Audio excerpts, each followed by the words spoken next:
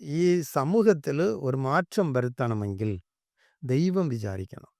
ഒരു സമൂഹത്തിൽ ഇപ്പോൾ നേരത്തെ ഈ കേരളത്തിൽ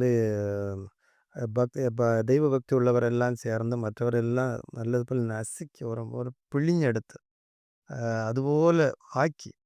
അന്നേരം കമ്മ്യൂണിസ്റ്റ് വന്നു.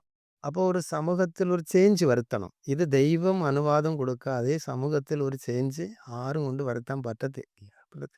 അപ്പോൾ ഇപ്പോൾ തമിഴ്നാട്ടിൽ അങ്ങനെ ചേഞ്ചിൻ്റെ ആവശ്യമില്ല.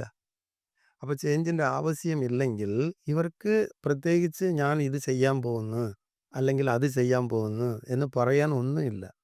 അപ്പോൾ അവർ പറഞ്ഞ് ഞാൻ ശുഭഗ്രഹത്തിൽ IT കമ്പനി വെക്കുമോ, ഇങ്ങനെ ഞാൻ വാക്ക് കൊടുക്കുമോ? അവർ പറയാ ഇങ്ങനെ. ഇല്ല ഞാൻ അമേരിക്കയ്ക്ക് ഒറ്റ വഴി ഇടുവോ, ഒറ്റ വഴിക്ക് പോകാൻ ഒരു വഴി ഇടുവോ? ഇല്ല.